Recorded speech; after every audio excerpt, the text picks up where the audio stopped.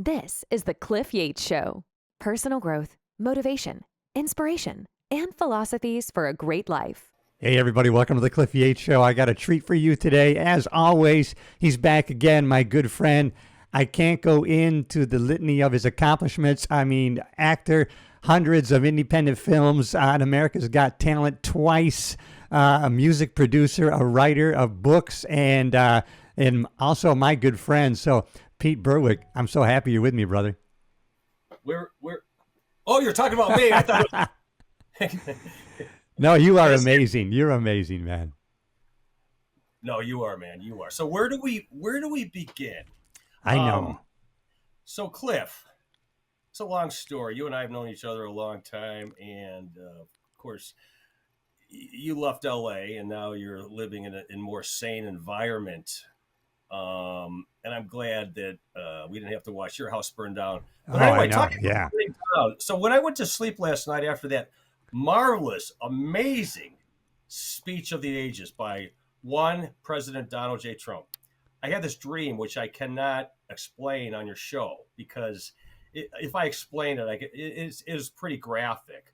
But basically, when I went to sleep, what I had just witnessed and what continued on in the dream I had was the final demise of the demon rat party. I'm going to refer to them as demon rats because calling them a Democrat, I can't really. It's hard to say because the President Kennedy, Bobby F. Kennedy, who's now in the cabinet, great. They were when Democrats were good people. They were, President Clinton. And I'm not going to start looking for the bodies and all that conspiracy stuff. I leave that aside, and I don't care about President Clinton's relationship with Monica Lewinsky. But forgive and forget, move on. Because if I'm going to pound Clinton on that, then I got to call out President John Kennedy. So anyway, back then, I believe Clinton was the last of the Democrats that were sane. Yep. He worked with both sides of the aisle. I know when I came back from Nashville, Denise and I came back from Nashville in 1996, the economy was through the freaking roof. It was. Inflation. I mean, we bought a house for 8.5% interest. But at the time, nobody was screaming about the price of eggs and, don't buy a house now. You know, what I've always said, you buy a house and then you refinance when the rates come down. But anyway. That's right. And to this day, Clinton was hard to hate. I thought, man, this guy's good. The economy's good. I made more money than I ever made in my life when I came back from Nashville with the Clinton economy. And then the Bush economy continued on, but then we know it all crashed and burned, the bubble and everything. So fast forward to today. So yes, I can no longer call them Democrats. They're demon rats. And the magnificent spectacle last night, it wasn't just this out of this grand slam of a speech. Oh man. It was the reaction to these pathetic, vile, decrepit, despicable losers with a capital L, these has-been, these gloomy, grumpy, depressing, and impotent lizard people. Sitting with their looks like little ping pong little cards. Like they're at an auction. There's a kid up there that a cancer survivor, black cancer survivor, wants to be a cop. Oh, here's Lake and Riley's parents. A girl. Oh my God, I was crying. I had tears in my eyes. Yeah. And the only thing, these putrid walking empty shells applauded for the entire evening was when Trump mentioned the hundreds of billions that we've sent over to Ukraine for the never-ending wars, this never-ending war. And Bobby Kennedy's spoken a lot about the never-ending wars. And that's all they applauded. That's all they could applaud for was death and destruction and a war with, in their mind, they would like to see no end in sight. And then Trump segues into talking about, it looks like we got a peace deal. Putin wants to sit down. Zelensky wants to sit down. Yeah, we had a rough start when Zelensky came over. It was a little rough, but we regrouped. and cooler minds prevailed, and they couldn't applaud that. No. They couldn't applaud a peace deal, but they applauded the hundreds of billions. I'm sorry if I said millions before. My No, it's mistake. billions. Yeah, you're right. Yeah. That they applauded tanks and missiles and bullets and guns. And now, as I think we all know by now, I don't think anyone needs me to explain it, but they're kidnapping. No. They're kidnapping men. They're shoving them yes. in trucks, leaving their kids and their dogs behind because that's how desperate they are. That's how we're seeing these images now. Conscription. I just don't. It's really mind-boggling. But and this is what I've been saying a long time. As you know, I campaigned for Bobby. Because I thought, well, maybe I think Robert F. Kennedy Jr. might be the last hope for the I'll call him at that time. I still call him the Democrat Party. They need a leader. They need somebody to unite, and I believe this man can unite. And even though I raised $16,000 for him, I worked for the campaign as a volunteer. I recruited almost 200 people. I produced parades around the country. I did all kinds of things. That's when back then I was going like 18-hour days and whatnot. And I was really enjoying my foray into politics. I grew up in a very political party. But anyway, but then it became obvious that Bobby didn't have a shot in hell because the demon rats were basically saying it doesn't even matter if you win any primary. You're not going to win any primaries. We got the electrical in our back pocket. You're screwed. So he was forced to leave the party, become an independent, just like Tulsi Gabbard did the same. It's funny, it's half the cabinet, the president himself at one time were all Democrats. Ronald Reagan was a Democrat. So people are seeing the writing on the wall. If they haven't seen it already, they need to get better reading glasses. So I campaigned for Bobby, and we knew where that went, but I always knew, but see, to me it was a win-win. At the time, I just wanted somebody besides Biden. So my thinking was, if it's Trump against Bobby, no matter who wins, we all win. We all win. Because even though Bobby, they admit, me, I'll do my Bobby. I love his voice. I love it. I'm starting to like it too. Yeah. Me and President Trump, and people make fun of it. I think it's a badge of honor. Yeah. He's been around. He's got a little throat condition. Perseverance. Me and President Trump, we disagree on some things, but we agree on a lot of things, and that's true democracy. The demon rats always like to rant and squeal and scream and froth at the mouth. Smoke comes out of their ear. Oh, it's a threat to our democracy. It's a threat. Don't look now. Yeah, don't look now. Creatures of the swamp. But everything you are exemplifies what a threat to democracy is. So I feel, this is my belief, and this might sound a little extreme, but tough. Yeah. I feel that the demon rat party, the Democrat Party, has lost their right and privilege to be a major party in America anymore. They have lost their right. They've proven themselves to be more than treasonous, traitors to this country. They don't believe in protecting our children, protecting our borders. They don't believe in anything decent and right. And I'm sorry, but 1 + 1 does equal 2. No matter how much you want it to be 3, it is not 3. And I would like to see. Now, I don't think they need my help. With Trump just hitting out of the ballpark, and with demon rats not only not getting the first base, but just letting every pitch beat him in the head. It would be totally lost, without a purpose, without a clue, without any vision or any answer to anything.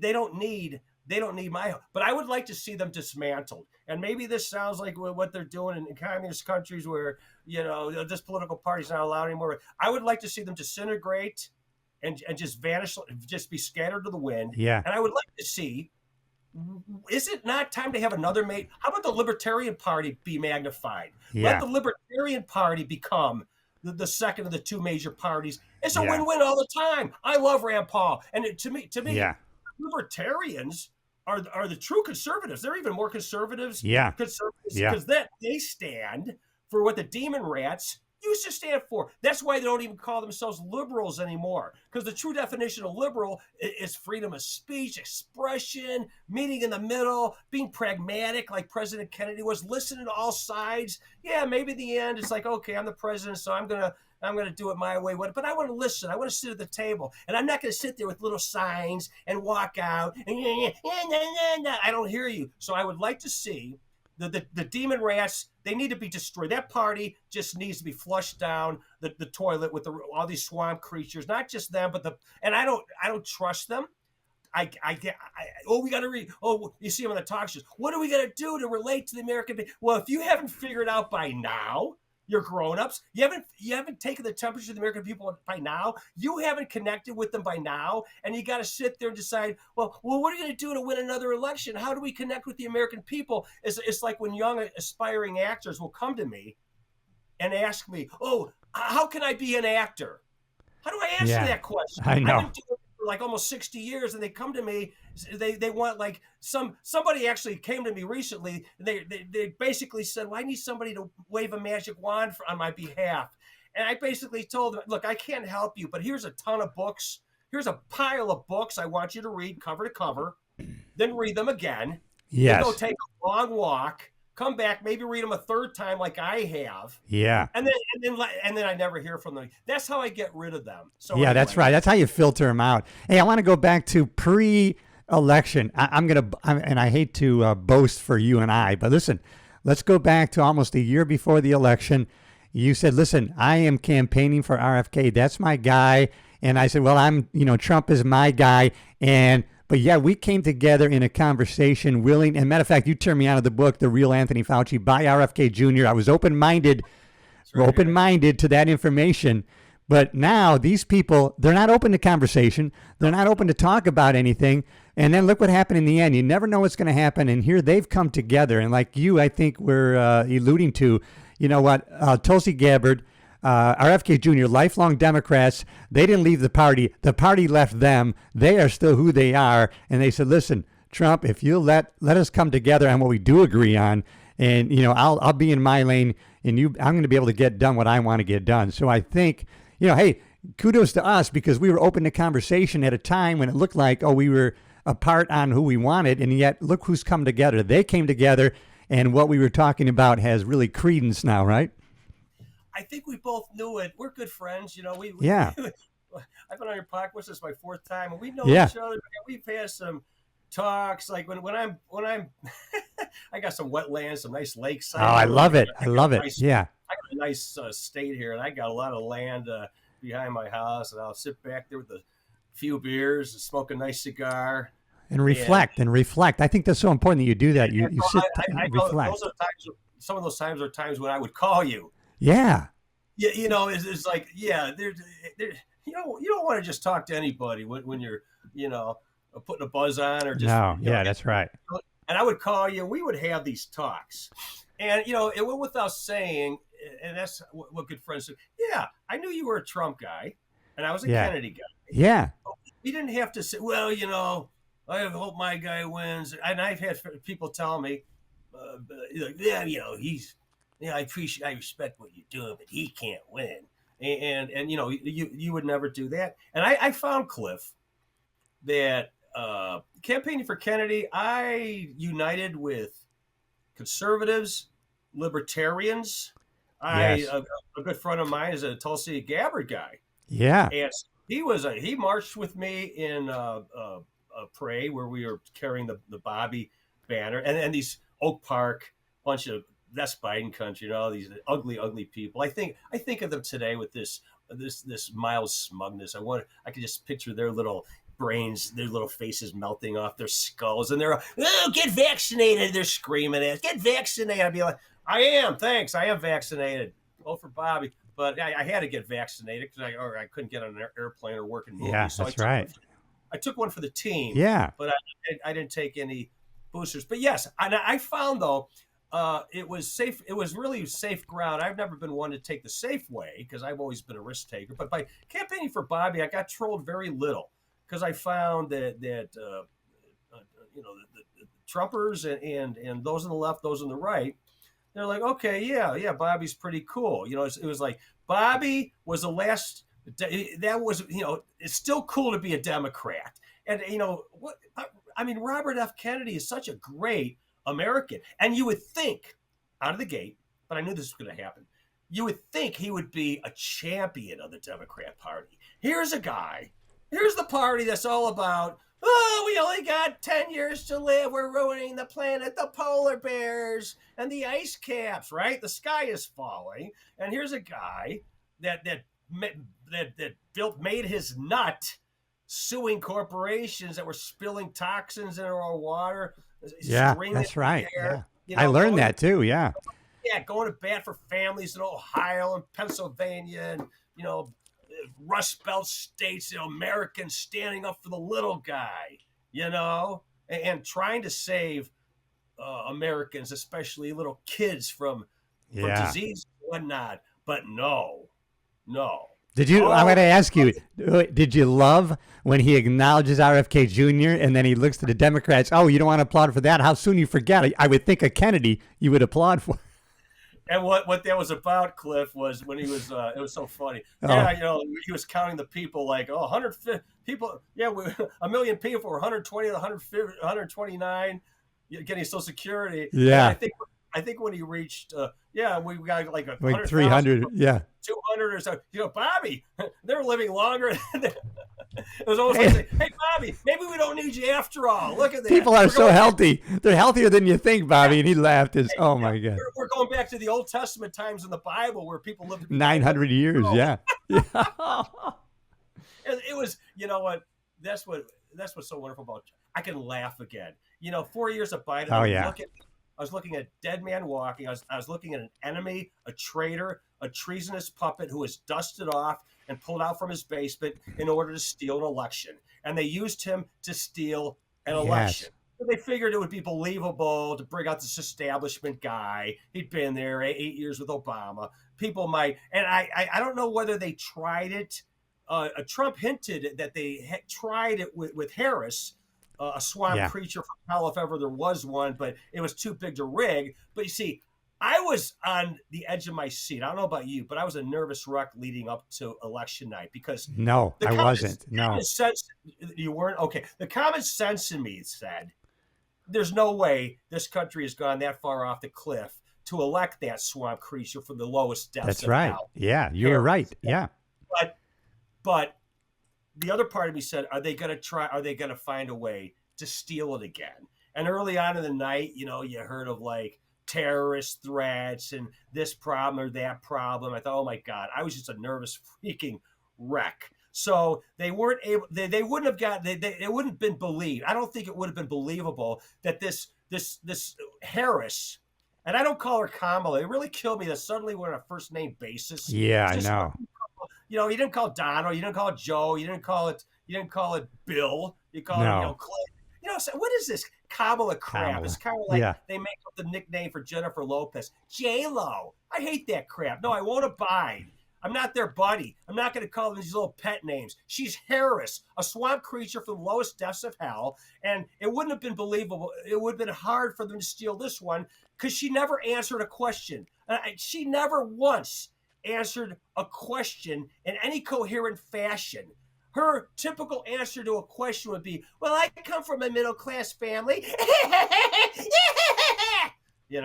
That's well, and the proof of, the propaganda that's so orchestrated, and it's the proof in that 60 Minutes interview is there's a morsel of truth there where they took her answer out and put an answer to something else she said and put it in place.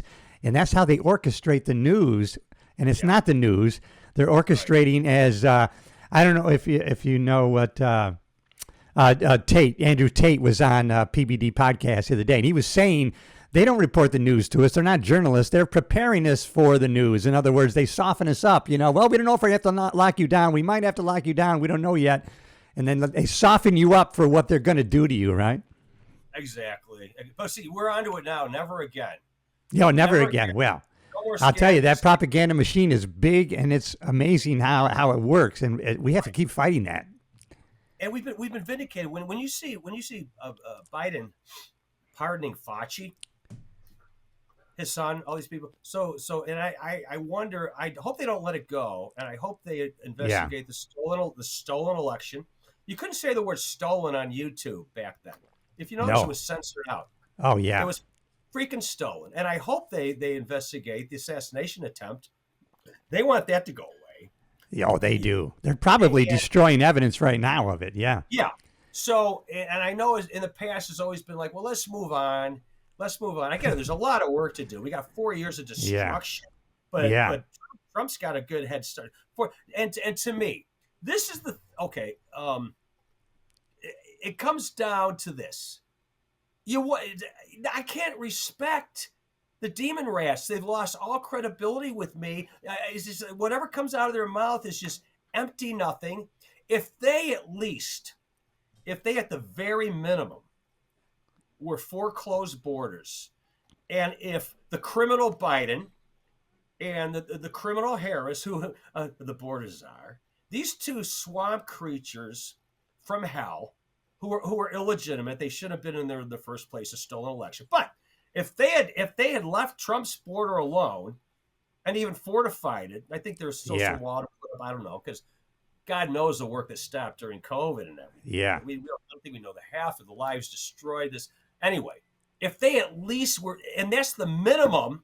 When you take the oath of president, you swear to protect the Constitution and your country and your borders. To me, it's criminal. It's treasonous. It is so treasonous. Yeah.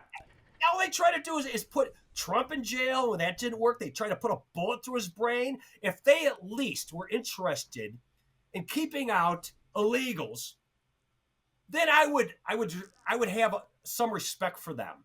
As far as the boys and girls sports and trying to pretend the economy's good when it wasn't, and all these other issues, celebrating crime instead of cops, all despicable, vile, deplorable platforms that there's nothing to stand on, but they stand on.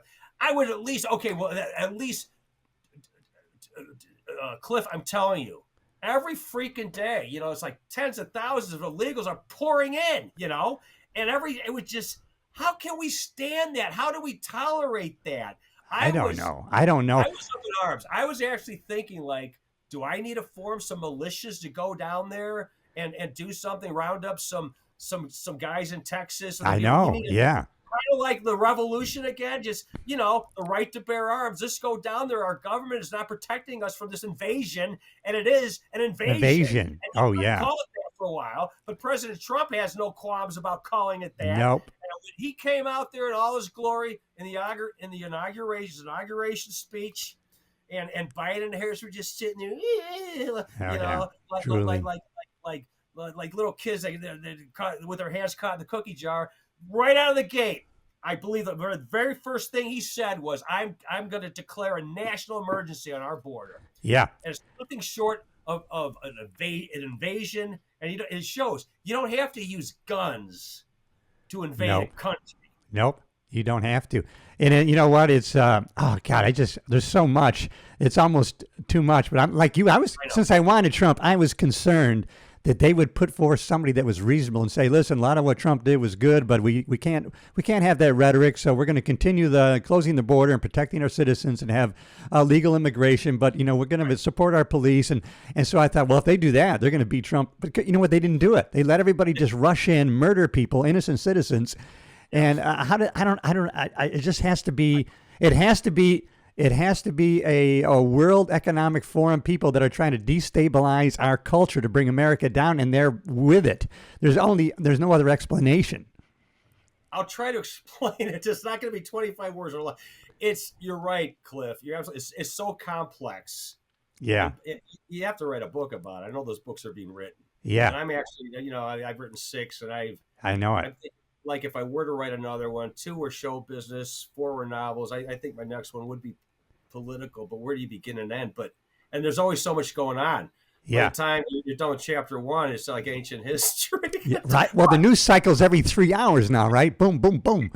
Here's the thing, and I've seen the Democrats on the irrelevant CNN and MSNBC, such irrelevant. Hell, your podcast probably gets almost as many viewers as they're pathetic. And it doesn't get much. Yeah. If you're not getting fired, if you're Rachel Madcow disease, you go just one day a week because she's not. But anyway, I don't want to get sidetracked. I think, you know what I think? I think because they're shutting off that USAID money, that's how now they have to fire those people, because now we're finding out they were being subsidized, right? You had to ask yourself, how are they surviving? Who's paying them? And now we know we were doing it. $200,000 a year to be a congressperson or a senator. Boy, they're good savers. They really know how to save their money to end up with 3 mansions and millions of dollars. But here's the thing. So I've seen the Democrats on these shows trying to, they're telling, there's how can we relate? What can we do to regroup? We don't have a leader. We're not connecting. But here's the thing, Cliff. They choose to die on that hill. They do. Choose to die on the hill of America last, and we saw it in perfect fashion last night. Yes. Everything about Trump's speech was America amazing. First. There was nothing in that speech. Oh, that's controversial. Oh, it was great for all people. And like Robert F. Kennedy Jr. says, there's not Republican children and Democrat children. There's American children, and let's keep them safe. So anyway, they choose to die on that hill because that's why they don't call themselves liberals anymore. They call themselves progressive, which is really a code word for Marxism. They're not just America last. They hate this country. They hate the flag. Some of their little signs last night said, "We support our veterans." They don't support. They hate the military. They hate veterans. They hate the flag. They hate it. They're really, we are 2 Americas, and there's no regrouping for them. And if they did find a way to regroup and suddenly become more palatable and less vile and despicable, and maybe I could vote Democrat again because they look a little bit more moderate, and maybe it's time for that. I wouldn't trust them. No. That's how Obama campaigned. Yeah. He campaigned as a moderate. And although I voted for the aged McCain. Yeah. I conceded. I didn't scream and shriek, and I go, okay, I wasn't crazy about McCain. And you know what? I hope Obama does well. I read his book, The Audacity of Hope, and it was very middle ground. I almost felt like I was reading. I thought maybe this guy could be a black President Kennedy. Maybe he could be a black JFK, because in his book he talks about meeting in the middle, listening to all the sides, being pragmatic. I thought this guy could really be good. But here we are. So after 8 years, and then the last 4 years was really Biden. We got to admit, it was really Obama pulling the strings of yes. And so we see those. So when Biden talked about reforming America, we see what his vision of it was. And it's something. So that was a different time. It almost seems like ancient history now. But 2008, 2009, when Obama, man, it's like, look, my first wife was Mexican. And it's funny, back then in 79, 80, 81, we got married. It's funny, when we were dating, I didn't even know she was Mexican. She was a Mexican Army brat from Dallas. I didn't even know I just thought, I met her at the time clock where I worked. I thought, wow, she's a good looking girl. I actually thought she was maybe from Philippines or Hawaii or something, because she just had this look about, okay, I guess maybe the fact that her last name was Herrera should have given it away to me. But what did I know? I was smoking a lot of pot back then. Yeah. Oh man, this girl's hot. I want to get laid. And so we ended up, but it's like there was no, biracial this or this group that. No, a friend who was black or something or whatever, and you didn't care how your friends voted. No, you didn't care. Because of course back then it was different. Of course there was always those who hated Reagan and whatnot, but it was we were rocking and rolling. We'd rather get together with the beer and talk about music. And of course social media didn't exist. And so it's become very hostile now. And you have all these people, complete strangers, insulting you, chastising you, tearing you down, saying things to you they would never say to your face. So what Obama did was he brought back racism. He brought it back into style. He divided us. He put us all in boxes and everything. And if anything, that's what they have. I was watching an interview. It's actually a year old, but it was on Steve Turley's podcast. Yeah, he's great. Yeah, very good podcast. I've been following him for a few years. It was a year old. It was Vivek Ramaswamy, and he was just handing this CNN anchor her ass on a platter. All she could ask him, and here she's asking an Indian guy, a man of color, well, do you denounce white supremacy? One of those gotcha questions. Instead of talking about serious issues, she's just badgering him about, will you denounce white supremacy? This is just a year ago. Okay, and you know why they do that? They ask that question to presupposing that exists, right? They ask that question, even though it doesn't exist. They ask that question: do you denounce white supremacy? And then people assume, oh, there must be white supremacy. No, that was in the question as a propaganda movement. Absolutely, and he did. Okay, again, I'm not going to compare another great conservative politician to Jesus, but Jesus would always answer a question with a question. That's right. Yeah, always. Oh, good master. And then Jesus would say, well, why do you call me good? Yeah. There's only one who is good, and he is greater than even I. Are you calling? Right. Are you calling?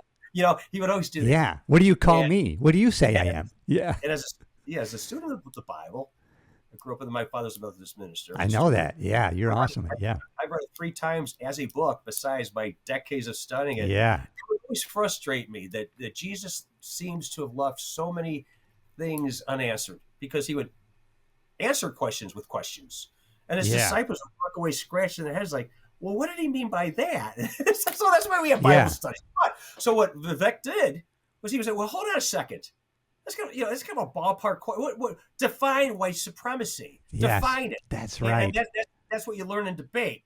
It's like, okay, well, you've got to, like, I don't like the premise. The premise of your question is theoretical. That's right. Yes. And you're trying to trap me the same. And she was just like, well, and then trying, it's just stuttering, smoke coming out of her ears. So that's what they do. They use the race card because that's all they have. They put everybody in a group. But what I love to see, Cliff, is so beautiful, and I know you love it too. What the media does not want you to know is more blacks than ever voted for Trump. Hispanics through the roof. Young people, Zers, between the age of 18 and up to 35, which by 35 you're a millennial, but Zers. I didn't know this, and I love being proven wrong, especially by this. Not too long ago, I'd written off Generation Z as doomed. I thought, okay, no, they're not. No, the millennials might be the last generation that's somewhat balanced, because they didn't grow up with scrolling phones all the time, and they still read books. The Zers are like the most conservative. They're proving themselves to be the most conservative of all young people. You know what happened, Pete? Barron, he turned Trump onto these other outlets, these other podcasts, these young guys. I forgot the one guy, and said, spend time with them, because this is what those people are watching. They're not watching Fox. They're not watching CNN. They're not watching traditional media. They're watching this guy's podcast. Theo Vaughn, they're watching him. They're watching this. And then Trump says, okay, I'll do it. So Barron really helped him get connected with the mass of that generation. Barron Trump, man. I think he's still growing too. What is he like? Yeah, I think so. Hey, to your point you just made a minute ago, but they went back to the race thing, right? Because it's all division. Like you said, we never used to knew what people voted for. So now they've used that. Let's expose that for division. We need people to be divided in their ideology. So let's expose, let's put them side by side against each other, because otherwise, we're too strong together. Yeah. And what we need to do, Cliff, and of course we're very, very focused with here in America, but we have to look at the rest of the world, what's happening now. And so all these illegals coming in, besides, there was a multitude of Soros at the time. See, Soros is an agent of chaos, and he uses his money to demean and devalue and tear down all, the family. Yeah. What a man and a woman means, and all this satanic, diabolical new normal that they tried to get us to accept. And so all the illegals coming in, besides, I think some of it might have been to maybe stir up a civil war, but never to lose another election. And that may be backfired on them when they see how much of the Hispanic vote Trump got. But anyway, so we have to look at the UK. And as someone who's half English, Berwick's a very English name. On my mom's side, it's Greek Italian. That's where Yeah. this thing. I don't mind having a big nose though; it keeps the sun out of my mouth. That's right. But, Here comes the comedy, folks. Yeah. I think Germany's starting to step up. Yeah. Marco was just a despicable. She was like their version of Harris, you know. Oh yeah.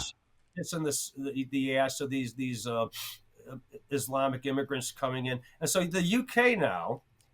This is where Harris would have taken us. She was already talking about going back, censoring Twitter, was X now, censoring that again, giving these her and Tampon Tim warning us, you better watch misinformation, disinformation. That's just code words for we're going to censor you because that's not the narrative. That's just a code word for not the narrative. So we see what's going on in the UK. So you have these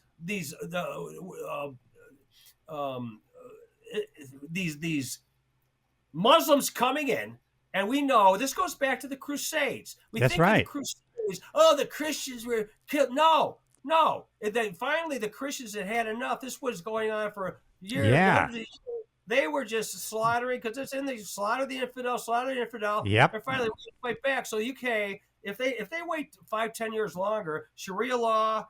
First you give them this, then you give them this, and so they're raping, they're pillaging, they're turning a blind eye to these rape gangs and everything. But if you're a person, if you're in the UK, a Londoner, a UKer, whatever you call yourself, what do you call? If you're if you're a British person, if you're in the UK, and you post something like, hey, they got to do something about these illegals. They're raping our kids. They're coming now.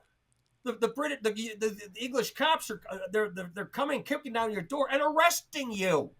Yeah, J.D. Vance, he confronted Starmer about that.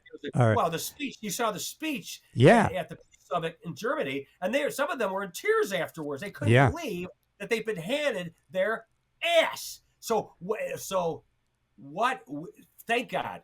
Thank goodness we re-elected the man to save our country. He's in the process of doing. There's still a lot of work to do, but man, almost overnight, we headed off Satan at the past. That's right.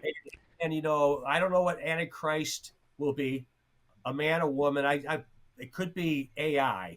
But I've been playing. As Christians, I know me personally. I can't speak for the rest, but. We've all been playing pin the tail in the Antichrist all our life. All my life since I was a kid. The Jews and the Palestinians, that's nothing new under the sun.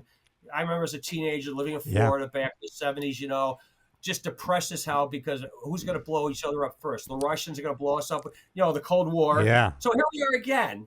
And I think I'm kind of getting sidetracked here. So we have to look at what's happening. No, to what you're saying though, we have to pay attention to that because we can't just say, well, let them do away with free speech and put people in jail for saying something. But that's going to affect American citizens. That's going to affect people that are over there, and so we do have to pay attention to that. Yes. And it's a lesson to learn, Cliff, because they're not allowed to have guns in the UK. The cops don't have guns. So disarm your citizens. Then what's next? Let in all these illegal Muslims who hate your country. They spit on it. They want nothing more than to take it over, get their Sharia law going, and then in the name of not being racist, they got to stop this. They got to stop this. When is enough going to be enough? And that's what happens when you disarm. First, you disarm your people. Then you let their country be taken. I want to bring up the Second Amendment because you're going to be surprised, and maybe you already know this is happening. Because I spend my summers in upstate New York, so I went to get some ammunition to practice, and I went in. Well, if you can't show me a permit, I can't sell you. And so my neighbor down here, who has a place in Rochester, New York, he goes up and he says, "I can't wait to." Down here, he took his hunter safety course. I can't wait to go duck hunting with a shotgun with my son. And he goes into a Dick's Sporting Goods store and to buy some ammo, no guns, ammo. And she goes, I've got to, I have to enter the serial number of each shell into. It took her 45 minutes to enter the box in. Now listen to this. So, and she said, you have to wait 24 hours before I can give this to you. So he says, I'll come back in a couple of days. Okay. He comes back and she can't find the box. So he goes, just give me any box. She goes, oh, no, I can't. I got to give you the exact box that I entered into the system. And so his point was, why is Dick going to spend money for this person by hourly wage to spend an hour entering each cell? It's going to be a way of getting rid of ammo or not selling guns. That's going to be the attack on Second Amendment. Isn't it weird how they're doing that? Have you had any experience with that? Well, as you know, Cliff, I live in Illinois. Yeah. Which we could not have a more. We would be a red state. We'd be like Indiana, where I was born, if not for Chicago. Right. Yeah. I live in Trump country here. Where I live about an hour and 20 minutes north of Chicago. Beautiful country, lakes, rivers. And when you go out in the lakes, you see the boats. They're flying American flags, Trump flags. I love it. Yeah. It's Trump country, and I love it. The cops here are great. We all know each other. I always wave at the cops when they patrol. I live in a wonderful neighborhood. God, that's great. And there's some towns not far from here. I won't name them. I could take one of my long 6, 7, 8 mile hikes that I do in the summer, which I know you're all about. Yeah, you're right. I saw you live yesterday. I don't know if you saw my comment. You're talking about, just start by walking to your mailbox, then walk to your neighbor's mailbox. Right. Start wherever you're at. You know what I mean? Don't compare yourself to other people. I'll take these long 8-mile walks in the summer. I love it. And I really appreciate the country where I live. Yeah. Walk. But anyway, so anyway, I live in Illinois, and our Governor Pritchard is just despicable. He's a sanctuary. He talks about protecting our citizens and being illegal alien. And Mayor Brandon of Chicago, he's at a 6% approval rating now. Yeah. And if you look at these meetings where citizens are allowed to come in and scream at him, there's a lot of these black people. I've seen it. The black people are black women, black men with MAGA hats. Yeah, I love them.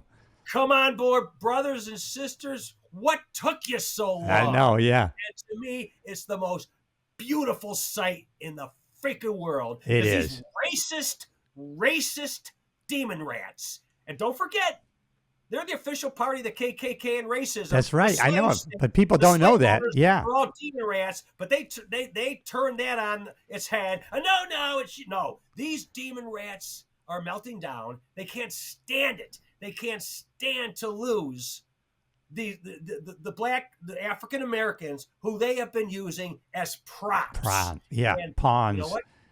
The smart people, they realize it's taken them a while, but it's taken me a long time to realize things. That's part of what makes us human. We all take a time to evolve, and we go to our grave leaving a lot on the table. But many of them, they're finally like, hold on a second now. And I think, look, I'm as white as a driven snow, even though, I don't know, they talk about a person of color. Geez, I think I have more color than some people who talk people. It's in the summertime, it's like, geez, man, it's like, anyway. I just have to, this is what I think, not to interrupt you, but to me, race is created.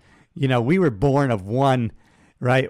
And what happened was when we scattered, the difference is the melanin in our skin based on environment. When you're in a heated environment, your body adjusted so you wouldn't get so much sun. Those people that went to the cold environments, they needed vitamin D. They had to lighten their skin to bring it up. And now we've created race. There's only one race, the human race, but that's another division method. What did Martin Luther King say? I dream of a day when my children will not be judged by the color of the skin, but by the content of the character. Yeah. And, so using the term colored people, that went out in the 60s or 70s. I don't know. I think they were still using the 60s. But it died a rightful death in the 70s. Oh, you're a colored person. It was like, no, I'm an American. You're an American, yeah. But so how is person of color any different than colored person? They just changed the jargon. And so, but what I was going to say. Oh, go ahead. Yeah. I believe, and I cannot speak for the black people. Right. We come from a different world, but I'm just taking a wild guess here because I watch their podcast too. Besides your podcast, and Steve Turley, and you Yep. mentioned RJB or that guy with the what's his name? Anyway, I'm not necessarily here to promote all these podcasts. I'm doing yours right now, but one of my favorite podcasters is a black man. His name is Devry Darkins. Check him Oh, out. what is it? Devry? Devry Darkins. I hope I'm pronouncing his name right. Devry, or maybe it's Devory. I think it's Devry Darkins. He's so fucking spot on. Oh, good. And Okay. total right conservative. But anyway, so don't just take it from me. I've watched the podcast. I study this stuff, man, every day. And so when Biden, with his despicable, he was on a podcast with a black man, and we remember that despicable racist comment. But that's just Joe. Oh, if you don't vote for me, you ain't black. Remember Oh that? my God. What? Yeah. I mean, I can't even. Okay, so let's move on.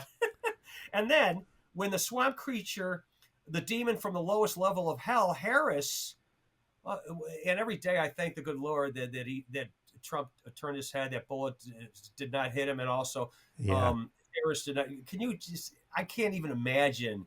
Maybe in a parallel universe, Harris wins, and we all have to. Oh my God, I can't even fathom that, Cliff. But I remember when she was with a group of black people. I don't know what the setting was, but they're all kind of standing around her, being gracious, smiling, and they're as kind as they could be. And right when she walks up to him, she's like, I got to tell you, you will appreciate this. I grow my own chili peppers. Yeah. And they're all like, okay. They're trying to like, okay. So uncomfortable. Yeah. It's like, what the hell do you? Yeah. They're being as gracious. I grow my own chili peppers. How racist is that? Next, I like fried chicken. I know. I'm telling you, they look, wag the dog. Whatever, Yes. Going back to Russian collusion, the Ukraine phone call, everything that they're guilty of. This is a sleight of hand. That's right. Here, look over. Oh, it's them. This is now, I believe too, they want nothing more than to keep the Ukraine war going. Oh, yes. Escalate. Absolutely. They would be willing to blow up the freaking world to have World War III because the Epstein files, a truckload just arrived on Pam Bondi's desk. The Epstein files and the swamp is being drained, and they're shrieking about all these useless jobs, these bureaucratic jobs being lost, these empty buildings, and they can't stand that they've been discovered, and who knows whose names are who and listed where and where the bodies. But that's I think that's one. Maybe I'm wrong, but I think that's at least one of many reasons why they don't want the war to end. Because I felt like in the last few, like when Zelensky, he was like the third world leader Trump had that week and everything. I felt like, okay, we're getting distracted from these domestic issues which need vital attention. And I get it. Trump can do 10 things at once. He's like a plate spinner. He can handle that. But that's why you have a cabinet. But he's a genius at foreign affairs. Trump is a very, very, very freaking smart man. He is a smart man. In his words, I am so smart. Yeah. And they can't see that. They can never admit that. But I feel like, yes, let's end these wars. Let's get some let's pause at this at least, settle things down here because we've got to focus on this stuff. And I don't want any of these stories to go away, whether it's the Epstein list. Yeah. Or who the truth about the 2020 election, or the truth about COVID and how we were scammed on that. And I would like to see Fauci put on trial. To me, I wish. Fauci is a criminal. He is a criminal. He would look beautiful in an orange jumpsuit. What people don't know, and anyone who cares to read the real Anthony Fauci, which I know you have, this goes back to AIDS. That scared the hell out of me. Yeah. What people won't tell you, and it's already ancient history. How what happened last week is ancient history anymore. But the gays were protesting Fauci because Fauci was using his AZT experimenting on people in Africa, which I believe they're probably doing on COVID. And that's why. Oh, yeah. There's another thing. The racist mainstream media doesn't want you to know. The racist media who, they like to pat the black man on their head, just assume, okay, you're going to vote for us, so we're good there. So here, go ahead. You go back to whatever, and while we go back to our gated mansions to keep you out. But what they don't want you to know, and I've talked to many of these anti-vaxxers who are African Americans, they realize this history. They understand. It's not conspiracy. They understand the history of the African Americans being experimented on Yes. as guinea pigs. Because when criminal Fauci and his ilk go into these countries in Africa that we haven't even heard from yet, we don't know. Africa's a pretty big continent, so pick your country in Africa, and we'll experiment on this group here. No one hears about that. That's what they're doing. That's what they've done. They're criminals, and look, we got the right people in there now. Bobby's talked about all this stuff. He talks about a great length. It's a very condensed book, as you know. Yes. It's a hard book to get through. It's like reading the Bible, small print. Yeah. Bobby, there's no reason. There's no secret mystery why he was on the Joe Rogan show for 3.5 hours. Yeah, no mystery there, because he is such. It takes a half an hour to answer it. Hey, and you know what? And Trump puts out these gems. You got to pay attention to him, right? He says, look at UK is posturing themselves. We're standing with Ukraine. We're going to take an active. He says, and isn't it interesting? They gave more money buying gas from Russia than they do giving money to Ukraine in supposedly defense of Russia. They gave more money to Russia, in buying their gas. I mean, how hypocritical. You see, Cliff, I don't know where to begin. You're absolutely right. You see, they're living in an old civilization paradigm. Yeah. They're living the old liberal, and lest we forget, Europe is very liberal. Yeah. Some of the countries are socialist. Oh yeah, that's right. And some are they've got their own little versions of MAGA going. I think Germany, what do they call it? Help me out. Their initials are ATB or AF something. God, I don't know if they recently lost an election. It's hard to keep up with everything going on. Yeah, there's so much. Yeah.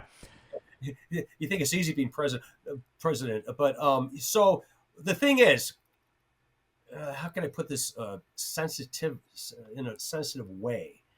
Liberal men in Europe. I'm just going to come out and say it. They've been feminized. They're they're not. We saw that happening here in America, where the war on men, toxic masculinity. Yeah. Maybe shave one side of your head and if you want to call yourself a woman, we're on board with that and all this. Well, thank goodness we pushed that back. But in Europe, they're I don't know if they ever come to accept their masculinity, and I think they're a real easy pushover for these Muslims who are very comfortable in their masculinity. Oh my God, they're so toxic. I was watching a video this morning on X, and it was a Muslim cleric, I guess that's what you call him, and he's sitting there explaining. I don't know who he was speaking to. Probably a mosque. I don't know. Or maybe he was just doing a self-tape from his dungeon or whatever. But he was explaining the proper way to stone a woman. So you can post these videos. Yeah. That's okay. If you're I watched a video of some grandfather who made a post online that, I don't know the wording, and even if it was racist, so what? The cops kicked down his door and took him away. Yeah. And so anyway, keep it up. And if you want to keep kissing their ass and appeasing them and letting them bring their culture to override your culture and bring their Sharia law, and you want to, yesterday, another car drove into a crowd in Germany. I can't remember the name of this, Mannheim, I think it was. And of course, they haven't released the identity, but what do you want to bet? Oh, they've been radicalized. Yeah. It wasn't a German just deciding I'm going to run over some fellow Germans today. No. When is enough going to be enough? Yeah. And somebody brought this up. They said, well, we need to sit down and have a conversation with these people, negotiate. And somebody said, in the Muslim, in the Quran, in their belief system, there is no thou shalt not lie.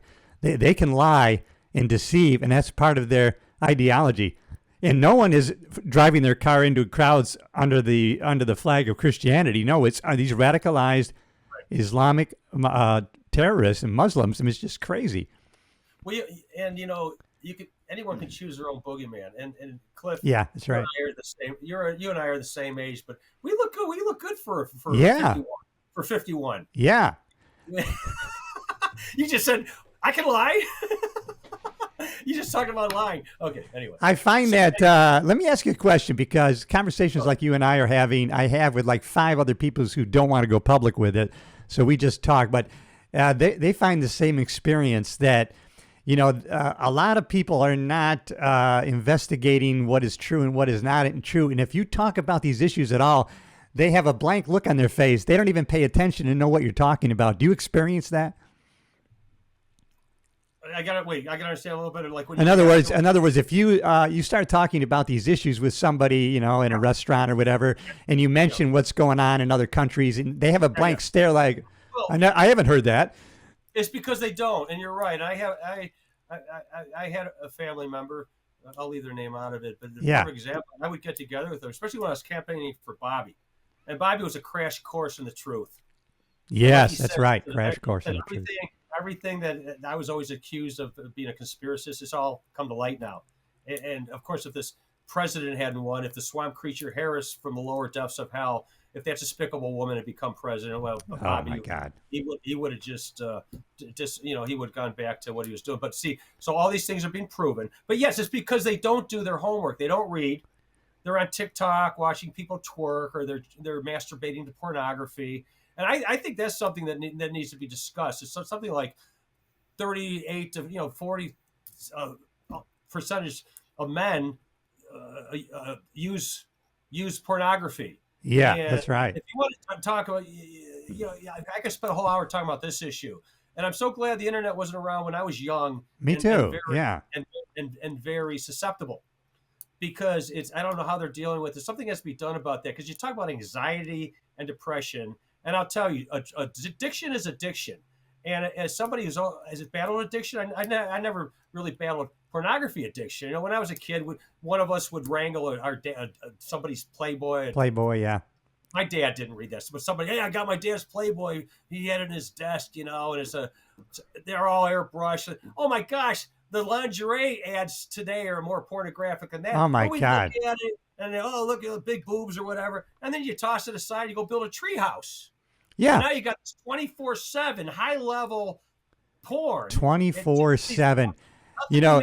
Yeah. DeSantis is doing something about it. So now, if you tried to sign into one of those sites, you have to like put in information. You can't just go to it. So Florida has created a firewall that it's going to require you to step forward over a line to get any access, which I think is great. So there is something we can do. Governor, Ron DeSantis, man.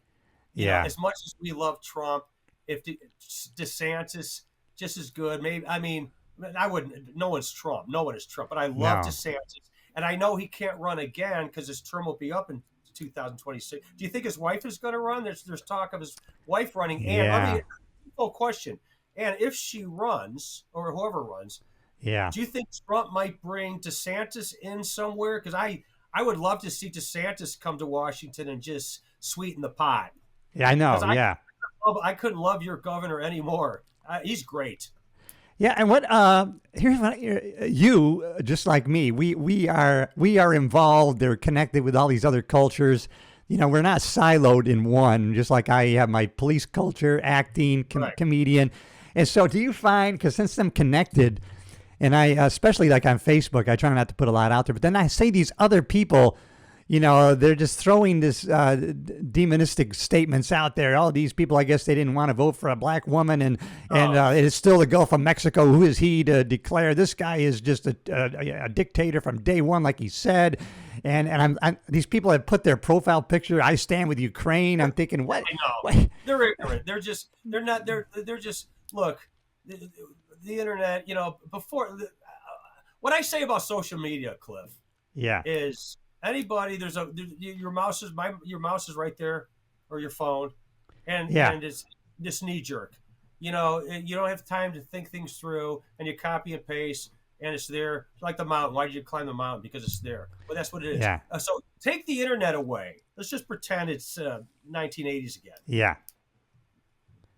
Take the internet away. And with all these people who are so opinionated and they know it all, and they could do a better job than the president or this person or that person. Yeah. How many of them would take that passion and write a book. Actually spend a year, as Yeah. you and I have done. We're both right. How many of them would write a book? How many of them, of course, so in the 80s, we don't have podcasts, but now how many of them would go to broadcasting school so they could become a DJ and maybe be the next Rush Limbaugh or Anderson Cooper or whatever? Yeah, How you're many? right.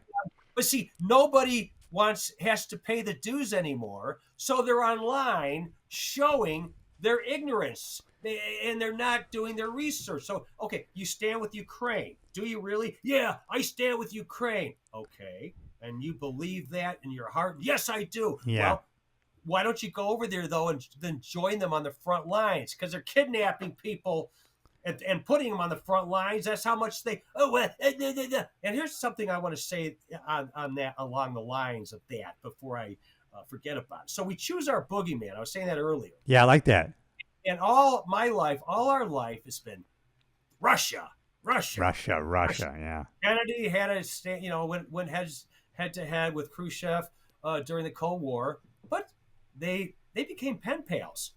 President Kennedy, they would talk about their dreams and aspirations and everything. And Khrushchev warmed up to Kennedy because Kennedy was diplomatic, and we might not be sitting here right now if someone else was in the White House. And there's no reason they freaking killed him for the same reason they tried to kill Trump. That's right.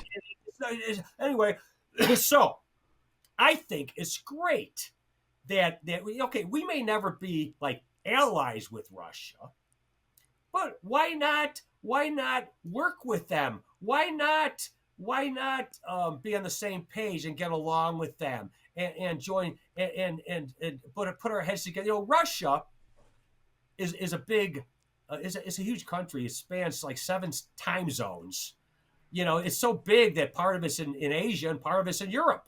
You almost don't even think of Russia as being in Europe. It's like a planet unto itself. And that's right. Yeah. It doesn't really benefit us anymore. Oh, they're the bad guys. And here's something too. And yeah, when Russia first invaded Ukraine in 2022, I was like, yeah, oh God, here we go. What's this all about?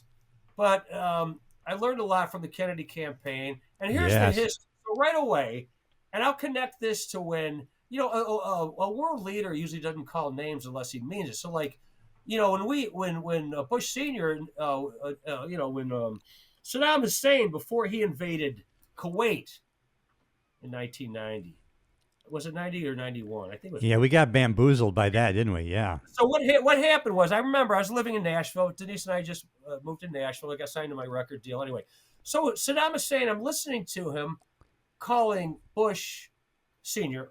a hypocrite. Right. I'm thinking to myself, just like Oswald was calling himself a patsy before he was whacked by the mob connected restaurateur Jack Ruby. I'm a patsy. Well, that means something. So I'm thinking, why is Saddam Hussein calling Bush a hypocrite? Well, I found out later that Saddam Hussein had gotten on the horn with Senior, said, "Hey, just so you know, I've got some interest in. I got an issue with Kuwait. We're going to invade them. Do you have a problem with that?" And Senior said, "No, we don't have a dog in this fight. Go ahead. Yeah, go ahead." Okay, cool. So what happens the minute they're there? Oh, Bush is on the screen. Our television's going, "We will not tolerate this. Kuwait people, blah blah blah." So you had Putin shortly after the invasion calling Ukraine Nazis. Yes. So I have to ask myself. I don't care what you think of Putin. Yeah. He's smart. Okay. He's a so world smart. leader for a reason, and you have to respect someone even though you may not necessarily like the things they do. That's right. I read a lot of books, Cliff. I read a lot of books as you do. And most of the books I read are about people I probably wouldn't want to have a beer with. Yeah, that's right. Still learn something about how they got to where they are. So anyway, why is he calling Ukraine? Well, see, I already knew this by being one of my biggest heroes in the entertainment world is David Geffen. Yes. The record and movie mogul. Well, David Geffen is Jewish.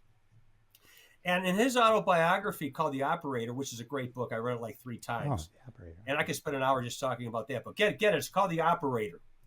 And I got it on Amazon used for a few bucks. It's worth way more than that. But anyway, so a sister of his who he hadn't talked to in ages called, they got on the phone with him. She's like, David, all our family is dead. And I don't think this was his mother or father. I think it was like sisters and cousins. Well, he's like, well, what do you mean? They're all dead. The Ukrainians, she's calling from Ukraine, and Jewish. He's Yeah. Jewish. Is obviously Jewish. Sisters calling. They've all been killed by our government. So, and this goes way back. So what was happening when Hitler was storming across impotent, limp-dicked Europe? Yeah. The same people say, "Well, we're going to put we're going to put boots on the ground. We're going to after that car wreck in the Oval Office, which Zelensky brought on himself. We're going to stand with Zelensky and everything. We're going to put boots on the ground. But we can't do it without America. So they still haven't grown a spine. So when Hitler was storming across Europe with his blitzkrieg, methed up, drugged up, Yeah, they were drugged up on cocaine and so he's headed for Russia, and the of course it was USSR at the time. Yeah. But the Ukrainian people were appeasing Hitler. That's saying, right. Oh no, yeah. hold on, we'll do your work for. So they were killing and burying, alive or already dead. They were killing their Jewish presidents. I read that too. Yeah. Hitler, no, by the time you got here, there's little work to do. That's right. We've done it for you. We won't make you pay. And go ahead, Russia's over there. Yeah. So that's why Putin was calling Ukraine criminals. That's right. right. He's coked up. He's a punk. Can't even wear a suit coat in the Oval Office. He doesn't know what he's doing. It's a money laundering scheme. Now he's talking about he doesn't know where half the money is. It's so obvious. Yeah. And so anyway, I'll wind this down. These demon rats are sitting there with their Ukrainian flags and their colors and everything, and they have to know it. They can't be that stupid. Maybe they are, but if they're not that stupid, then they count on the American people being stupid. And like Harris, I swear to God, did we all see the clip of Harris explaining what happened early on? Well, see, Ukraine is a big country, and Ukraine is a little country, and Russia invaded Ukraine, and that's just not right. And all I can say is, what's not right is, Pete, what's not right is, I think it was back in Gorbachev days, they said, hey, listen, we promise you, listen, these countries are not going to come any closer to you joining NATO, so you are safe. And then we violate that 9 times.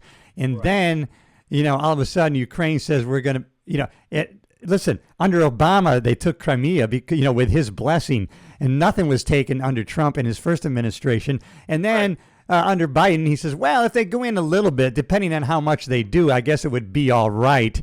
I mean, you're given the green light to that. So, and so there's been a long history. And when you got Tucker Carlson, he goes over and has a 2-hour conversation with Putin who says, listen, here's the history going back this far. And then when they blew up that pipeline, Tucker's saying, who could do that? Well, Putin says, well, let's see, who would have an interest to do it and who would have the capability of doing that? And so he says, well, if you know, why don't you put that out to the world? And he goes, well, your country is the one that controls the propaganda worldwide. Oh, my God. It was very enlightening, right? All you got to do is follow the money, man. Follow the money. That's right. USAID melting down. It's no secret how these people in Washington, the AOCs of the world, the Elizabeth Warrens, totally repugnant, both of them. They're all repugnant. How on a $200,000 salary they end up being multimillionaires. So their money laundering scheme in the swamp is being drained. And then follow the money to Ukraine. And is it no wonder? 3-year war. Biden had no interest in ending it, just sending them pallets of cash. And Trump's in office for less than 2 months. And Putin's like, cool, man. Let's sit down and talk about this. And Zelensky, after he was kicked out of the White House, he's probably eating his lunch in Burger King or whatever, while someone else is eating his lunch virtually and literally. And they're like, yeah, let's come to the table and end this thing, because you know what? The cash cow is done.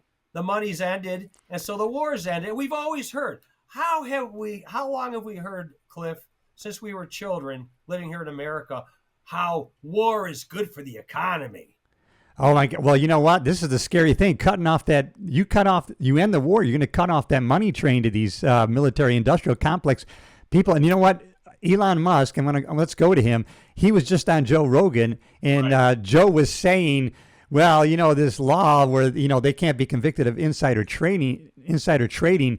They line their pockets. And then Elon says, well, it's more than that, the corruption. He goes, well, tell me more. He goes, I'll tell you the truth. If I start to reveal the whole vast corruption that's going on, my life's in danger. They're probably going to kill me. They're going to kill me. I mean, it's probably a truth. He says, we almost have to allow for a certain amount of corruption because they will murder me. Isn't that crazy? Again, at risk of sounding borderline blasphemous, Yeah. Jesus Christ, it's Philippians. Yeah. I should know the Bible verse by now. Greater love, or was that Timothy? No, that was Philippians. Or was that Timothy? I think that was Timothy. Greater love hath no man than to lay down his life for his brother. And you know what? They Yeah. are. We know what happened to President Kennedy, JFK. We know what happened to his brother Bobby. And let's bring Martin Luther King into that. And all three of these great men, defining men and defining times in the 60s, he wants to look into that. And you know what? Sadly, I don't know how much further we're going to get because I think the real evidence has probably been destroyed. But Yeah. so these guys, yes, their life is at risk.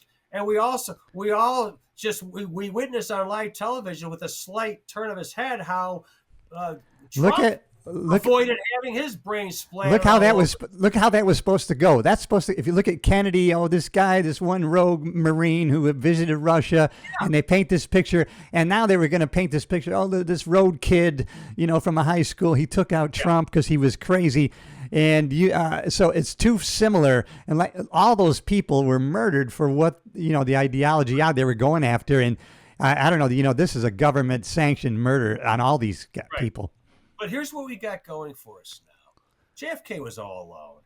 Yeah, that's right. Yeah, corrupt CIA, which no doubt had a lot to do with it. Whether they employed the mob, but I don't know. It looked more like sharpshooter hits than mob hits. Yeah. But anyway. Yeah, you're right. But okay, so he and same with Bobby. MLK certainly died. So. The swamp was a swamp. The deep state goes way back. But now, and God, please protect this great president. But this just say, I hate to even say it. Yeah, they are going to keep coming at him, and I hope I'm wrong. But say the worst does happen, right? Yeah. We still have vice president. We have Vance. And it's going to, the 4 years is going to come and go real faster than we think. Oh, yeah. And Vance is great. I didn't know what to think. I don't know. Man, he is awesome. Man, he is.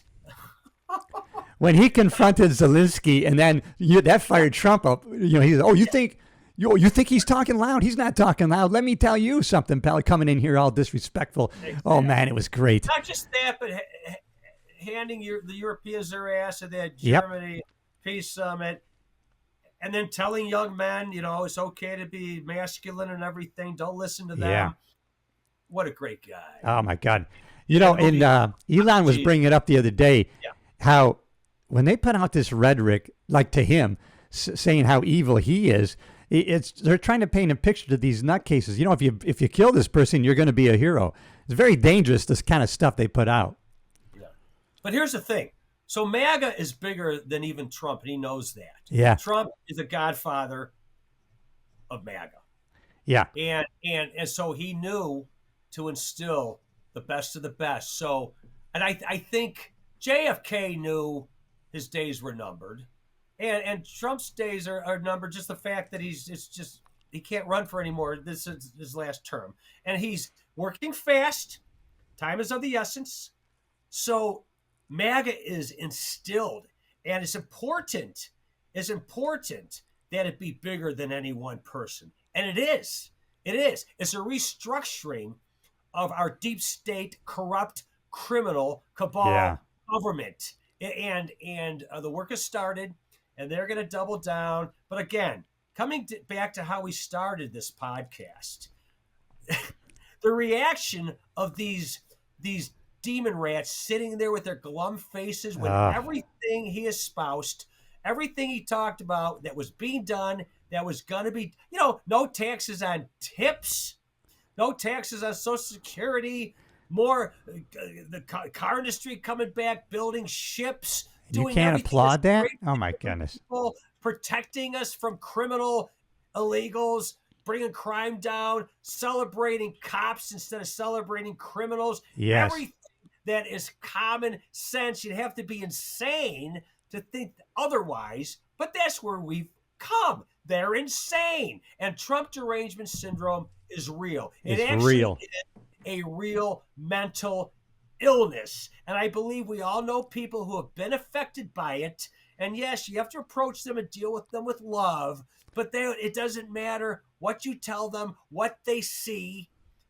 The truth is irrelevant. It's I know it. irrelevant. So that's it. They can't be helped. Some will. And as we speak, every day we finally close the floodgates down south so the illegals can't just pour in unvetted. But as we speak, the floodgates are open, and I know for a fact that more and more Democrats are leaving this despicable party that used to have some respect to it, that has become nothing less. If I believe strongly, even though Jesus said, "My kingdom is not of this world," when they try to trap him, do we Right. listen to you, God, or Caesar? You, he said, "Well, give unto Caesar These are what is what's Caesar's. his, Yeah. give unto me was." So even though Jesus was not necessarily political, I have to say, I'm sorry. I'm sorry. If Jesus Christ were to pick a political party, do you think he would align himself with the demon rats? And if the devil himself could infiltrate a political party, he no doubt has long ago done it to the Democrat Party. Yeah, They're that's right. evil, vile, despicable, deplorable, ugly creatures.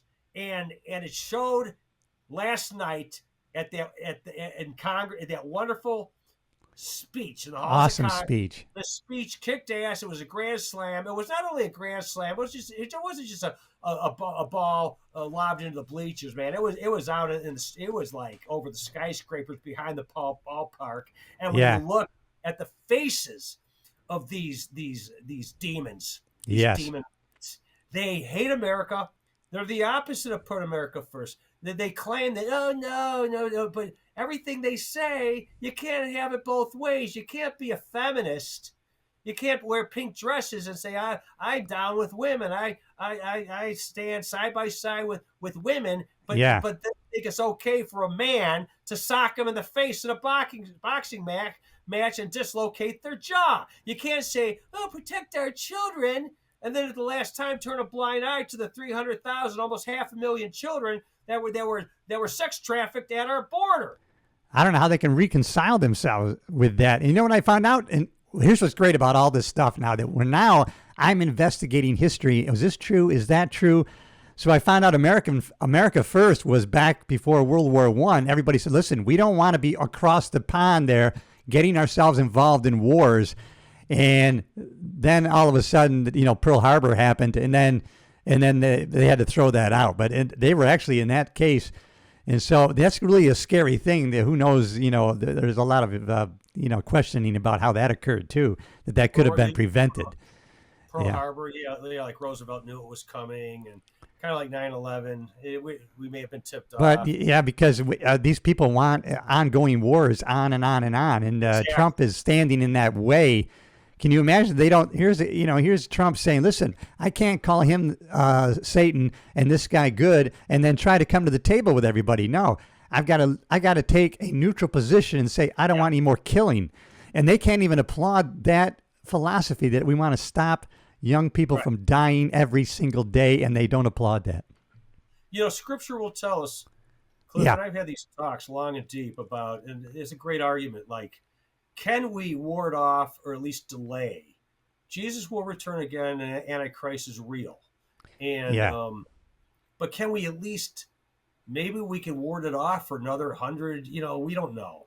Pin the tail on the Antichrist, and many religions have, tried to like predict the date, and then they end up with egg on their face. And I've gone to some of these churches, and I'll leave them alone. But we all learn from our mistakes. Yeah, trying to read the tea leaves or whatever. But I believe, the Bible will tell you, if my people my people will turn from their evil ways and turn to Yeah, me. that's I right. will heal their land. So, you know what, man? I believe that we can delay our Yeah. inevitable demise. And here's the thing too. I wanted to bring this up before I forget. Going back to, you mentioned World War II, and I wanted to bring this up on your show today. Yeah. Big bad Russia. Ugh, he's just got to be the boogeyman to the end. Yeah. Hey, don't look now, but they could nuke the entire world 10 times over. So maybe it would, if there's like a really big guy, if there's a guy, I'm strong. I used to box, but I'm only 5'8". But if there's a guy that lives next to me who's like 7'5", and he's a bodybuilder, and he could crush me with his little finger, I'm not going to knock on his door when he answers and go, come on, man. Yeah. Antagonize him, right? So Right. let's not forget the strength of Russia and the size of Russia. And let's not forget World War II now. We tend to forget that the United States and Russia We're aligned. They helped end the war. Russia doesn't get enough credit. No. Russia actually had more to do with us ending the war. Yes. I just learned that too. Because we actually were fighting 2 world wars. We were pretty busy in the Pacific Theater. Yeah, that's right. Eisenhower kind of wanted to, he was kind of frustrated there. Eisenhower was more interested in taking it to Hitler. I don't think it was a pleasant thing being in these islands in the Philippines and whatnot. It was pretty malaria and snakes and everything. Not that a war is pleasant anywhere, but we tend to forget that we had our hands full after Pearl Harbor, because that's really what drew us into the war. That's right. The Japs attacked us, man, and then one thing led to another. But Russia took it full throttle because they were, like Zelensky said, you got a nice ocean, but someday maybe you feel. Don't tell us how to feel. Yeah, I love that. Yeah, I love that. So Russia had much more interest because Hitler's marching east. Yes. Yeah, and it's like, no. So Russia took care of a lot of that heavy handling for us. Yeah. You know what? Why does it really benefit us to hate? Let's educate ourselves. Yes. I'm not saying, it's good that Putin invaded, because innocent women and children, great destruction, war is never good. It's always ugly. But then we have to educate ourselves on why he did it. Why? And there was a reason for why he did it, which we know, which that's an entire another show, which I think we touched on. He was lied to. That's right. To him. Yeah. They had a tornado. And what I thought, Cliff, when I emailed you a day or two before we met here, just now at this moment in time, there was word out that Trump might announce that we're pulling out of NATO and the UN, which he didn't mention at all. So I don't know whether that's on the table, but I think it's great. I think it's great to say goodbye to the UN, goodbye to NATO. Let's tear down the UN building in New York and build a nice petting zoo for the kids or something. Pete, that UN in New York has to go. It just gives an excuse for Russian spies to come into New York, infiltrate, and gather information. Right. And NATO was started. NATO, it's kind of like the tolls here. I don't know how it is with you or any other, but the tolls were started. You can't drive 5 miles in the Chicago area without paying a 90-cent toll. If you don't have the iPass, yeah, pay $1.90. But anyway, but they're supposed to be gone by now. So that's how, but they're not. And hell, I pay an SSA tax here in Lakemore. There's $1,000 on top of my real estate taxes, which was supposed to end 20 years ago, but it hasn't. And that's just what happens when you put your hands in, you put your money in the hands of corrupt politicians. Absolutely, yeah. NATO started after World War II. That's right. It started after World War II to help our countries get back on their feet and instill further security. To this day, we got troops here, troops there. America, we can protect the South. South Koreans, we could be on their border, but we can't protect our own border. Come on in, illegal aliens. Yeah. We forget that NATO's time has come and gone. They're nothing but trouble. We don't need them. We don't need to give them any more money.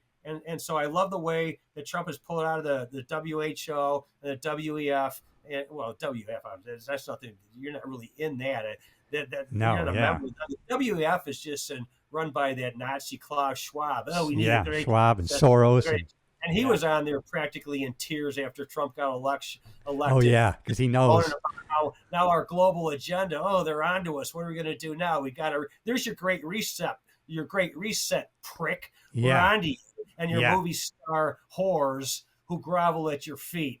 I can't. I tell you, Cliff. Thank you so much for allowing me to rant today. No, I love these conversations. Sometimes I think, well, should I be doing this? But, we really have to pay attention. And I think really, and I did a podcast about this. Listen, we now are the new media.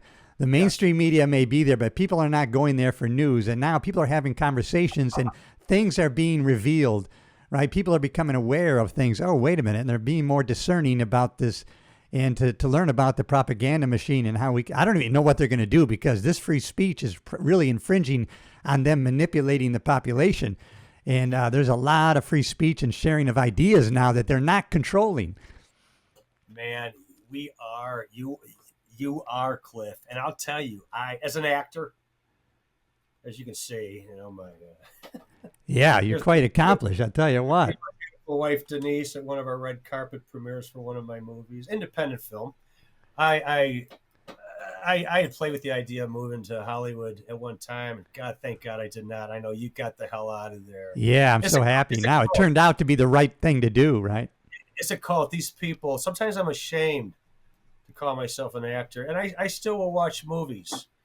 And I tend to, but anyway, I spend more time watching podcasts like yours Yeah. than I do movies, man, because I learn so much. I learned so much. I watch Fox still, but still Fox is it's glitzy and shiny, and they still have certain margins they have to stay within.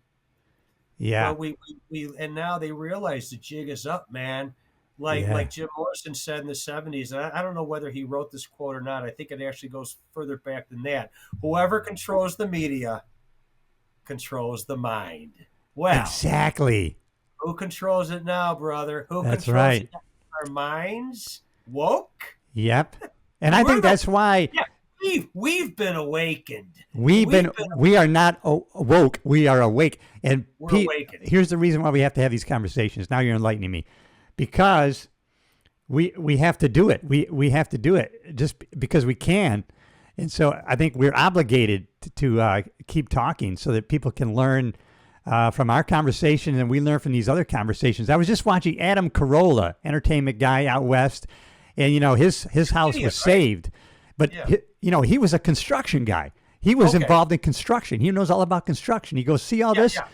Even, I don't care how much money he says they put towards redoing this. All those Malibu homes, they're on septic tanks. When they try to redo this stuff, they're not going to let them just build anything. They're going to have seawalls. They're going to have to protection from the environment. They're going to have a sewer or updated septic system. So this is not going to happen overnight, no matter what they say, because he has insight because of his experience in construction. He knows how it's going to have to go. He's a comedian, right? He is a comedian, but he is paying attention to what's going on in our culture, and he's calling it for the way it is. He had Newsom on, and he just confronted the shit out of him, saying, what do you mean? What are you trying to say? And so they got in a big fight on the air. But he's a truth seeker. Hey, yeah. Hold that thought, Denise. Can you bring that book? Denise and I, like moments before I got on the air with you here. Yes. How can I ever sit in for me? Can you come here? Come here. Do you tell Cliff? This is my wonderful wife, Denise. Hi, Cliff. Hi, Denise. I hear so many wonderful things about you, and I see your beautiful smile on pictures. But I'm so glad to meet you and talk with you. I love Pete, and so obviously I love you too. So I've been loving. So Cliff, you just brought up Malibu, and moments before we came on your show here, Denise just got this book. So tell him. Oh, give me the name of it. Yeah. Okay, it's called Burn Back Better, and it's about the fires that were in Lahaina, and I've only read one chapter, but I'm really, really enjoying it because I feel like there's some connections with the LA fires, Yeah. perhaps. Do you think this is a do you think this is choreographed for like a land grab for the government to take property and then Yes, because Peter has been talking about that, talking yeah. about these 15-minute cities, uh, Yes. smart cities that they want to plan, and real estate moguls have wanted to get very involved with buying the properties. Yes. It No was, water, no water. yeah, The no and then water. You know what? And you know what they no do? water, Yeah. yeah, They and that's create problems and now they want to come in as a solution, right? Oh, they create that and then oh, we're going to come in and we'll build it for you. Yeah. right. They're calling them like smart cities. Smart cities. I'm going to read that book, Burn Back Better by who's the author on that one? Yeah, Stephanie. The last name is Pierucci. Okay. I'm going to get Yeah, that. Oh man. she actually addresses a lot of questions. It's not all answers, but it really gets you thinking. And there's some connections, I think, to the LA fires. Yeah. Well, people would call them my conspiracy theory friends have been saying the same thing, and there's too many alignments into this to be a coincidence. Yeah. And they didn't want any journalist involved with investigating. They were going to give $1,500 fines. Yes.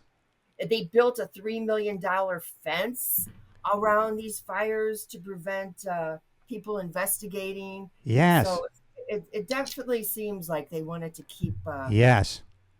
investigations out of this. I didn't realize. See, Roseanne Barr has property there, and she was really calling to light how they prevented the fire people from getting to the water, and it was shut down. Kind of similar to LA. You're right. There was no access to water. Yeah. And the alarms didn't even work. Yes. That seemed very fishy Odd. too. Very fishy. Yeah. Yeah. She's So really on it. I'm going to get that book. Denise, thank you. That's awesome. Yeah, enjoy. I had to special order it because the libraries around me didn't have it. Oh, okay. Good. I'll keep that All in right. mind. Yeah.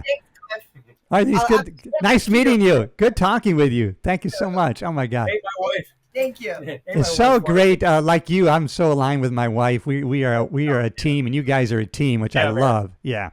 And Al was just wonderful. I remember when we worked on that movie Devil's Island, Yeah. 21, and I remember saying to Alba, I was like, man, I could talk to you all day because we were just off and running. You know, Oh yeah. Coming from Cuba, she just sees the light of these communist Yes. Marxist ideologies and Oh. knows this is how communism starts. Absolutely. During COVID, man, God bless her. She's like, why should I be forced to wear a mask? What is this? Stand in these little circles. I got to stay Yeah. home. I can't have more than 10 people in my backyard. Are you freaking kidding me? It's about And then you control. Yeah. you had Biden and Arnold Schwarzenegger, who I used to respect. Nah, I know. Yeah, but I really respected him the way he came to America here, and I know it. he became a Republican, and he worked his way up in Hollywood.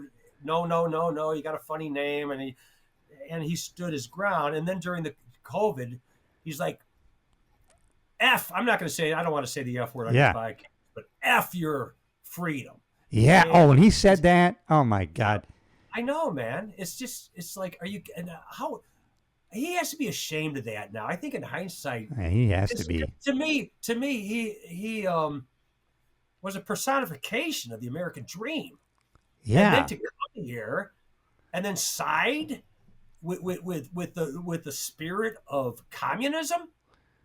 We can't You know, allow that to happen. Yeah. Look, we learned a lot from that, and I think God works in mysterious ways. Yeah, you're right.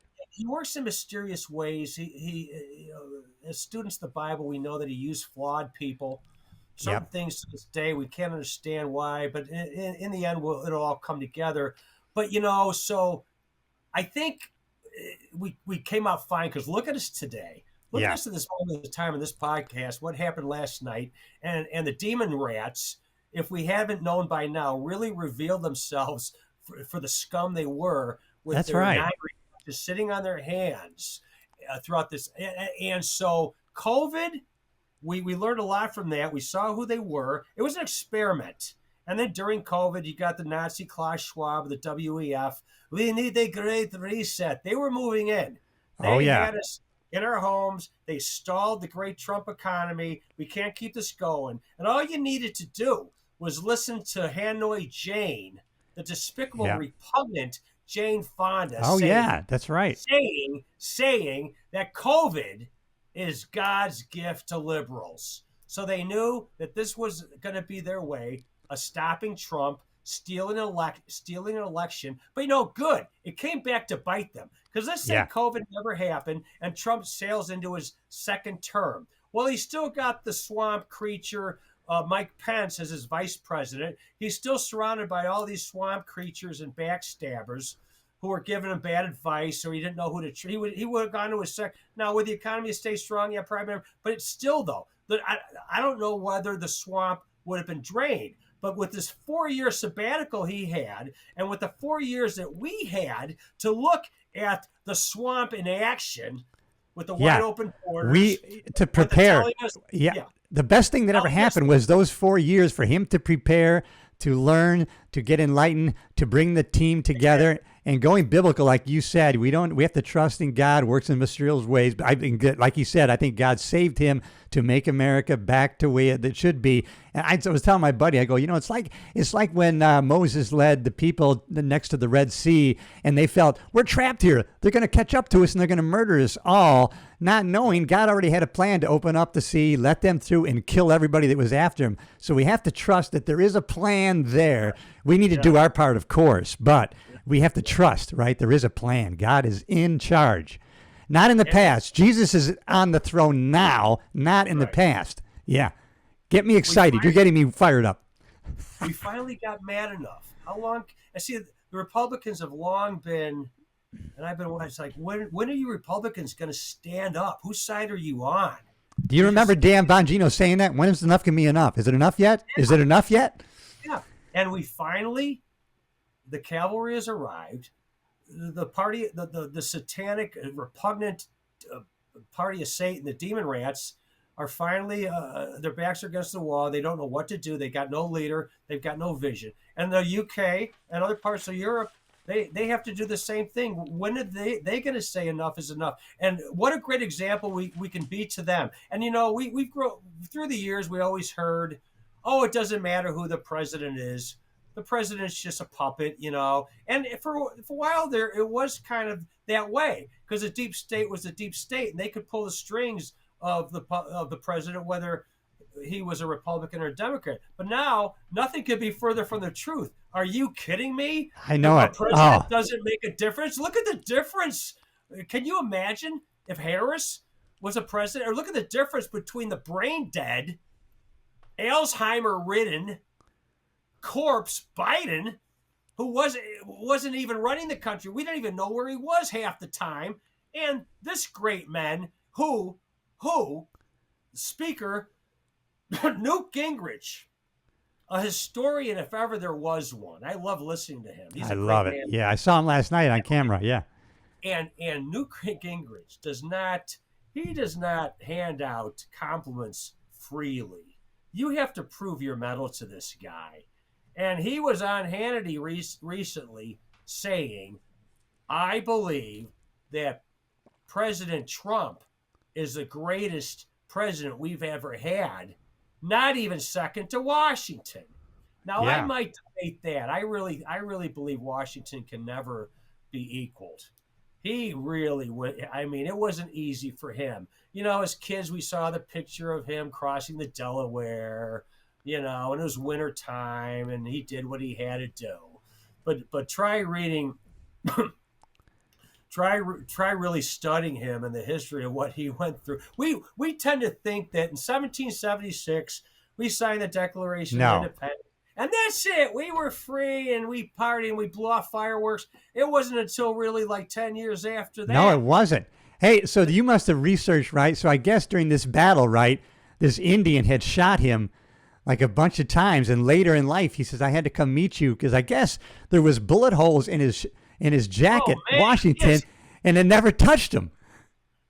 Dude, he had the bullet that whizzed by Trump's ear and Butler, that was a cakewalk compared to the Washington. Yeah.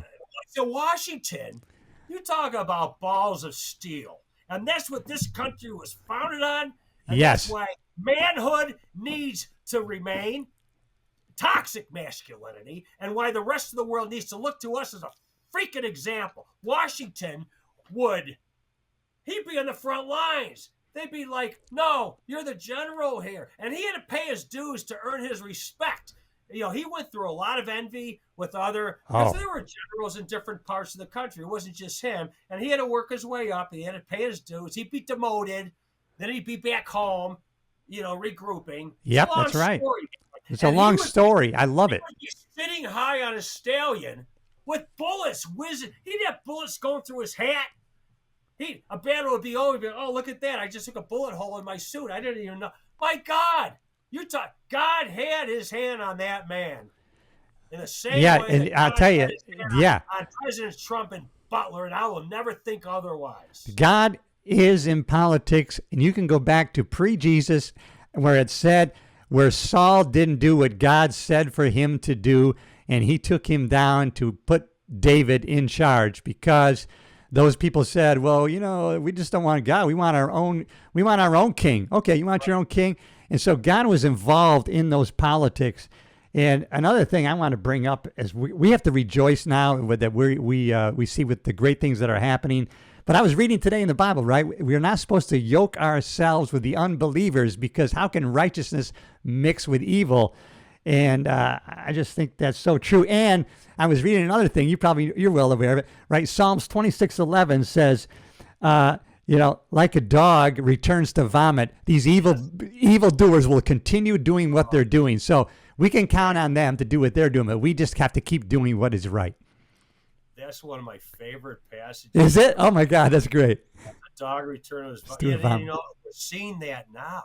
They can't help them. They can't stop. Yeah. They'll be on these talk shows trying to scratch their heads like, okay, look at what they're doing. Oh my God, this MAGA movement is a populist movement. How do we become populist? How can we? But then they're off the talk shows and they're right back to the vomit. And they can't. Can they hear what they're saying? They're saying these people are trying to make government smaller. Yeah, that's right. I know. There goes my cash cow. And it's not even political issues, Cliff. They can't even stand in respect for the parents of Lake and Riley. How could they not do that? I was in tears. Oh my God. They can't even stand in respect of this little 13-year-old black boy with a scar through his head who's had multiple brain surgery operations. They're despicable. They're evil. Evil is the only word for it. I just think it's evil. It's evil. It's good versus evil. And hey, a little bit of enlightenment from last night. I didn't know this. Let me know if you knew this. That 95-year-old mom of the journalist who was trapped in Russia, Trump remembers. Do you remember before I was shot at, I talked to you and I said I won't forget you, and I didn't.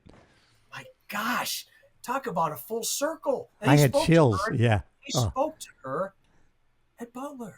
Yeah. So, like I said, Cliff, I never give up hope, but the demon rats, it's like I believe they just, I don't know if they can ever come back, and I hope they never do, because if they do find a way to regroup, it used to be like, okay, you got a Republican in here, you had Reagan for 8 years, I think it's time for Democrat, and then along comes Clinton, which is fine. Yeah. And it was, okay, now for something completely different, but it wasn't that different because Reagan loved his country and so did Clinton. And to this day, I cannot tell you that Clinton did not love it. And I